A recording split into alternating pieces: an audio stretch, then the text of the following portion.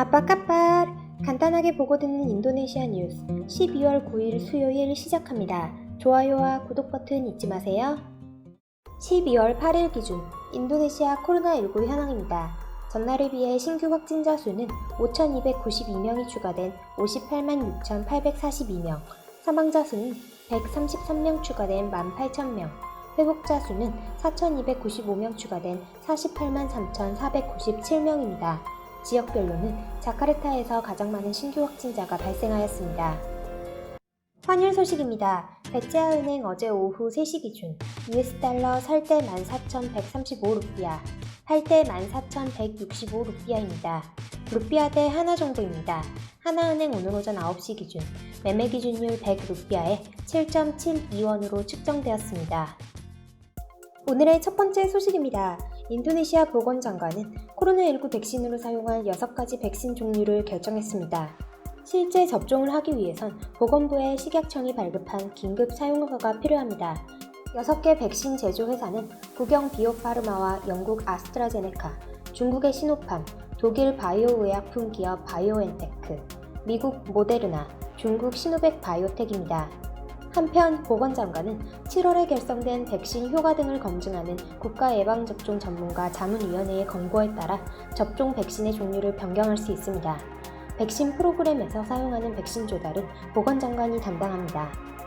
다음 소식입니다. 인도네시아에서 270명의 지자체장을 뽑기 위해 유권자 1억 35만 명이 참여하는 역대 최대 규모 지방선거가 오늘 9일 치러졌습니다.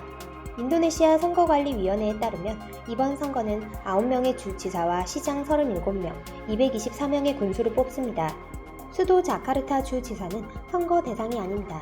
대신 이번 선거에서는 조코 위도도 대통령의 아들 기브란과 사위 보비가 각각 시장으로 당선될지에 관심이 쏠려 있습니다.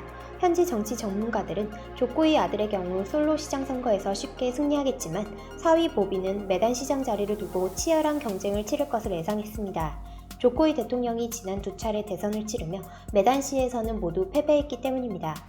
조코이 대통령은 이번 선거를 통해 새로운 정치 왕조를 구축하려 한다는 비판도 받고 있습니다. 이번 지방선거는 당초 9월 23일로 예정되었었으나 코로나19 사태로 12월로 미뤄졌습니다. 여전히 집단 감염 우려가 크기에 지방선거를 내년으로 미루자는 목소리가 컸지만 인도네시아 정부는 보건 지침을 철저히 준수할 것이라며 투표를 강행했습니다. 선거에 출마한 후보 가운데 76명이 코로나19에 감염됐고 4명은 사망했습니다. 곳곳에서 선거운동 과정에 집단 감염이 발생했고 선관위와 선거감독위원회 소속 공무원 100여 명도 감염됐습니다. 선관위는 코로나19 환자의 투표권을 보장하겠다며 병원 자가격리 과정에 방호복을 입은 직원이 투표함을 들고 방문하도록 했습니다. 이날 선거는 30만 개 투표소에서 하루 동안 진행되며 200만 명 이상 선거 인력이 투입했습니다. 투표가 끝난 뒤 몇 시간 안에 비공식 집계가 나오겠지만 공식 선거 결과는 15일 이전에 발표됩니다. 다음 소식입니다. 인도네시아가 프랑스의 라팔 다목적 전투기 48대를 구입하기 위한 협상을 벌이고 있습니다. 프랑스 프로랑스 파를리 국방장관은 한 TV 인터뷰에서 인도네시아와 라팔 전투기 구매 협상을 벌이고 있다. 아직 계약 협상 단계지만 협의가 매우 순조롭게 진행되고 있다라고 말했습니다. 파를리 국방장관은 이어 수주가 결정되면 18개월 동안 7,000명 규모의 일자리가 창출될 것이라고 기대감을 나타냈습니다. 협상에 포함된 라팔 판매 규모는 36대로 알려졌으나 일각에서는 48대라는 주장도 나오고 있습니다. 인도네시아의 프라보어 국방장관은 지난해 10월 취임한 이후 러시아, 오스트리아, 프랑스, 미국 등을 다니며 전투기를 구매하려는 행보를 보였습니다. 다음 소식입니다. 인도네시아 교육업계들이 등교 재개를 허용해서는 안 된다고 정부에 요청했습니다. 인도네시아 교육조정연합의 우바이드 마트라지 코디네이터는 코로나19 확산이 더 커지고 있는 상황 속에서 등교 수업을 재개해서는 안 된다, 당장 중단해야 된다고 말했습니다. 인도네시아 소아과 협회에서도 유사한 성명을 발표했습니다. 아만 뿔룽한 협회장은 한국, 프랑스, 미국 등 선진국에서도 대면 수업을 허용한 후 감염이 증가했다며 등교 재개 계획을 연기하면 확산을 예방할 수 있다고 언급했습니다. 아만 협회장은 이어 과학저널, 인도네시아의 코로나19 데이터, 세계보건기구의 가이드북을 연구한 결과 비대면 수업이 현재 가장 안전한 학습 방법이다라고 덧붙였습니다. 나디엠 마카림 교육문화장관은 앞서 등교 수업 재개 권한을 지방행정부에게 맡긴 바 있습니다. 다음 소식입니다. 인도네시아 네티즌들이 한국 K-팝 축제에 소개된 인도네시아 지도에 화가 났습니다. 사실과 너무 다르게 그려져 한류의 중추인 인도네시아를 무시하는 것이 아니냐는 불만이 거셉니다.